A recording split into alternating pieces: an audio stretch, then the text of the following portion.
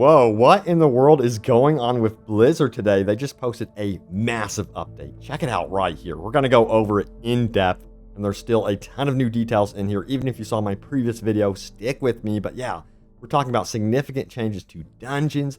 We scroll down, it keeps going. We're talking about changes to classes, every single class, in fact, and also changes to UI. But wait, what are the changes to encounters? Some interesting stuff going on here related to boss battles, specifically bosses versus melee-centric builds. This is extremely important for those of you that felt like the Barbarian was very frustrating feeling versus bosses. So some really cool updates going on there.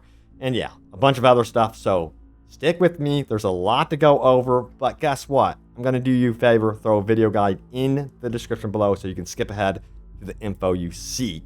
All right, so let's start first and foremost with, yes, the dungeons. So dungeon layouts are being updated. It says one of the most common pieces of feedback we received is that players felt they were doing a lot of backtracking within certain dungeons.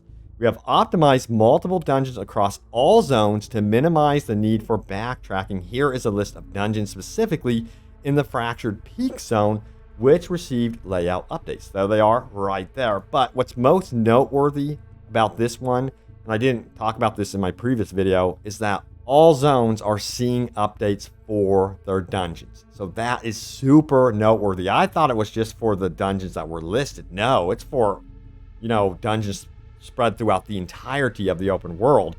All right, so we have some developer notes. It says this: our primary goal with the layout changes was to reduce certain kinds of backtracking which detract from a player's experience. An example of this change is that players previously needed to enter side rooms to interact with structure objectives, causing them to retread the same path. Now, many of our structure objectives have been repositioned along main dungeon pathways, making them easier for players to reach and allowing them to readily explore the dungeon after defeating the structure. Love it. I mean, it's such a simple update, but it's going to do a lot in terms of replayability. Let's talk about dungeon events and dungeon gameplay. It says the chance for an event to spawn inside of a dungeon has increased from 10% to 60%. That should add some spice to the dungeon experience. Now, dungeon gameplay says to reduce the need to backtrack, small numbers of straggling monsters will seek out the player to help complete the kill of monsters objective. Now, when the animus is gathered, the player and their allies will gain 10 resource, reduce all active cooldowns by 1 second. And also, depositing animus channel time was reduced from 3 to 0 seconds.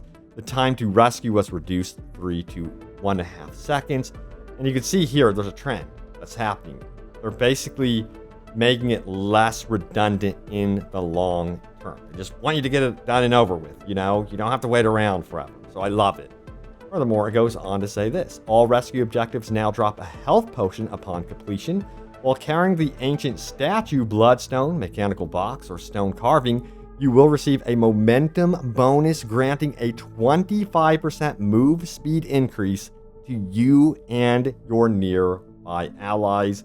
This is by far one of the biggest changes for running a dungeon, and it's going to make it smooth sailing. At least I hope. Feel like you can get through there a lot faster, especially if you're really trying to build up your character quickly and farm.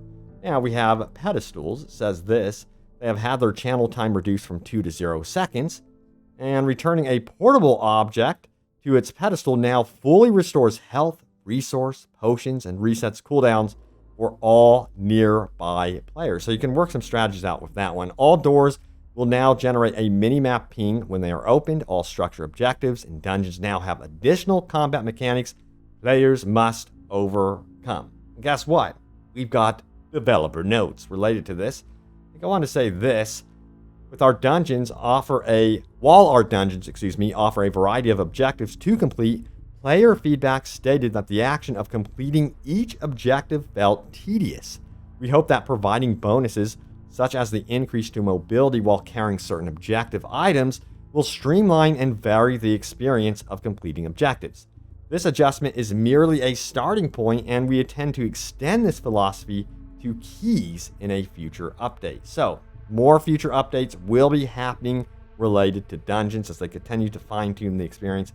based on feedback. I'm kind of curious to see if there's any negativity related to what they're doing here with the dungeons, but to me overall, it sounds, for the most part, really good. All right, let's talk about what's going on with classes, shall we? So it says this, general.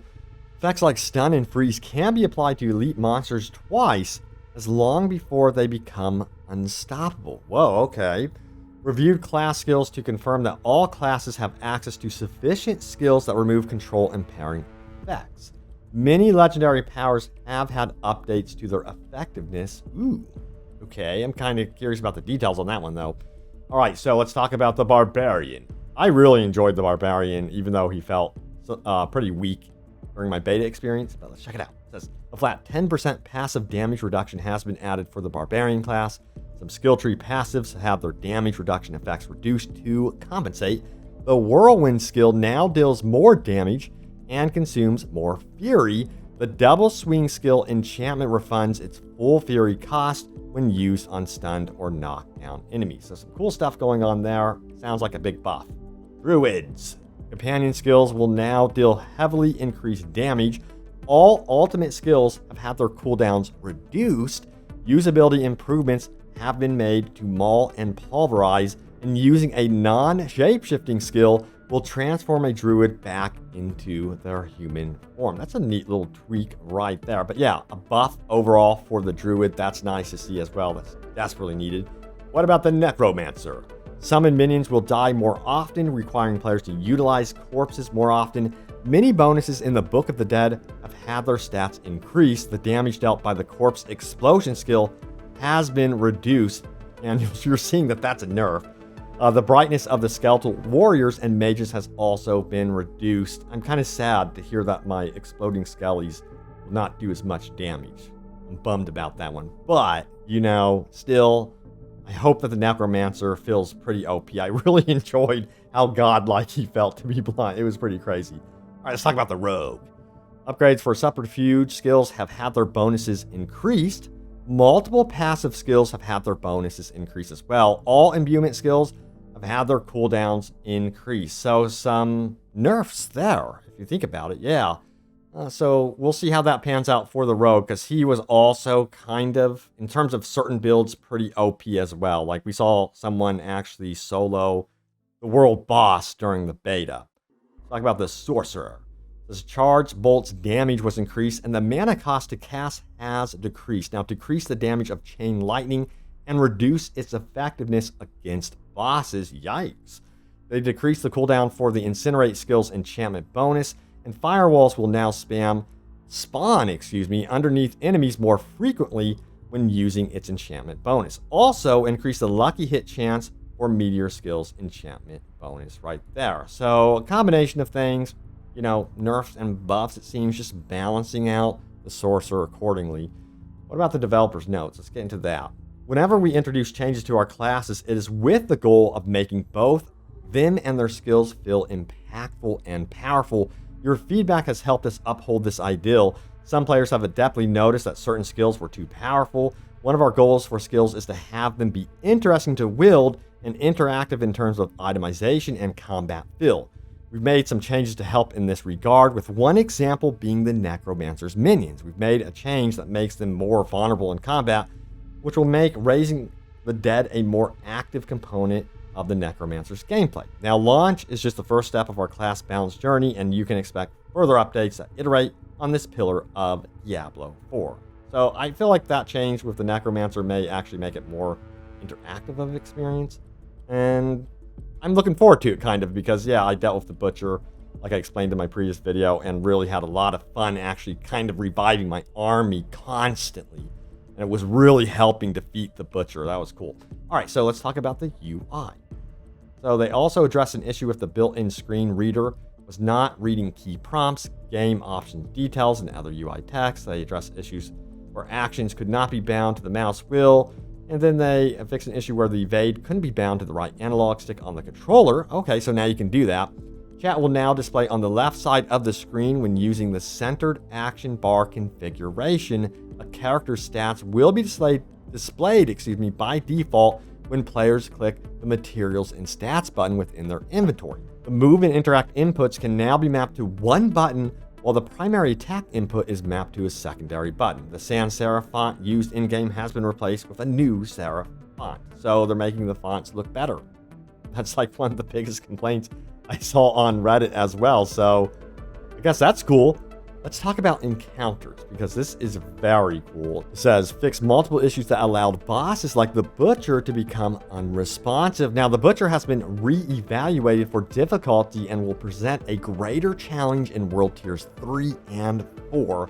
Bosses such as Short, I hope I'm saying that right, Molnek, Bernard, and others were re-evaluated for melee character difficulty, resulting in changes to attacks and fight mechanics. Okay, so to me, it sounds like they're trying to make it a little bit more manageable for melee-centric builds to face off against these bosses. I still managed to take down some of these bosses, but man, it was a pain compared to, say, playing as a Necromancer who was just went through them like a breeze. I was shocked. I was like, holy crap. I think there might actually be something up with the Barbarian here.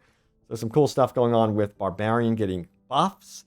They're addressing stuff with the actual boss mechanics versus melee characters. So the Barbarian, I think, is going to feel a lot better in the final game. Alright, so it says this. Fix an issue where vampire brutes using the shadow enchant effects would chain cast impel.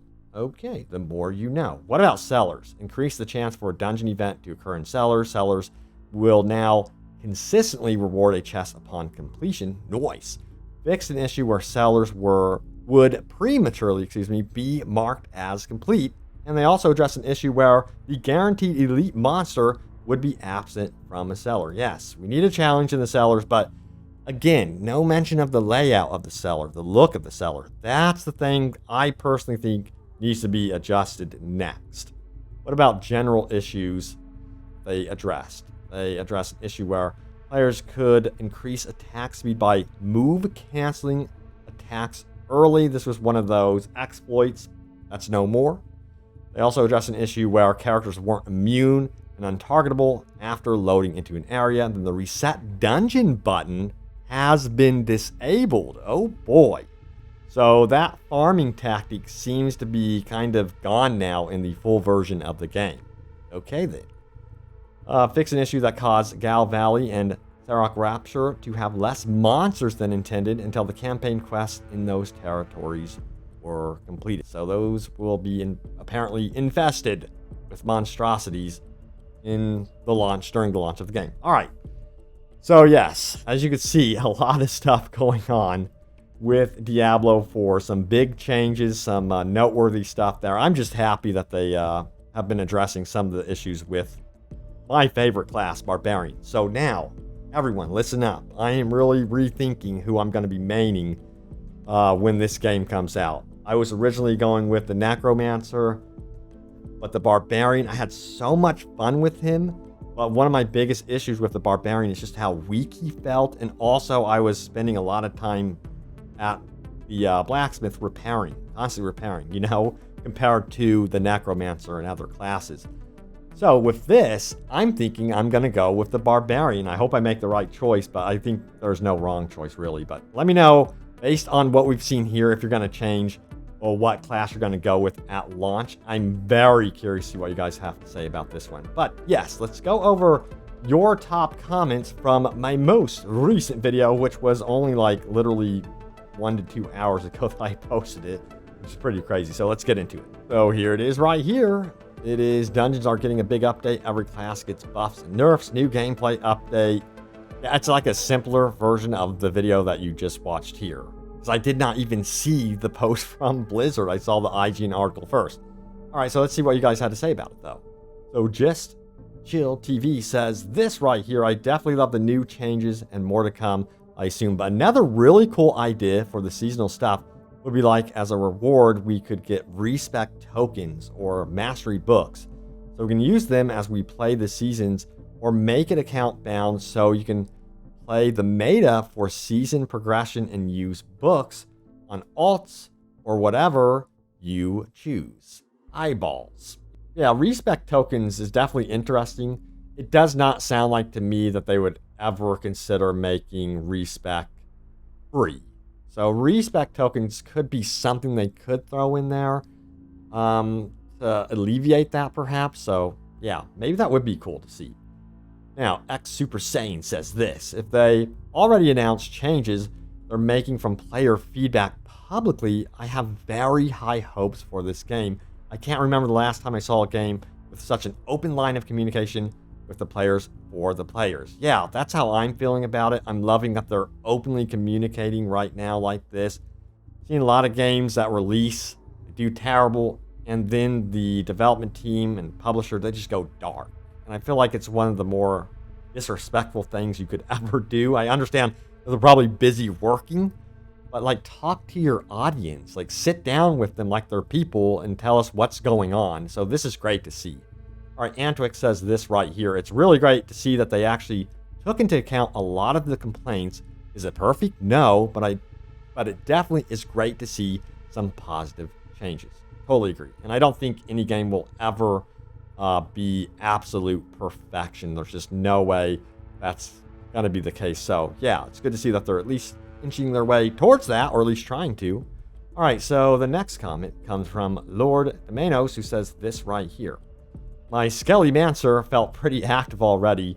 You already have to pop your hill if you want a damage boost. Sure, they didn't die much on trash, but when it came to certain bosses, it made me feel like Army of the Dead was mandatory for resummoning your entire army.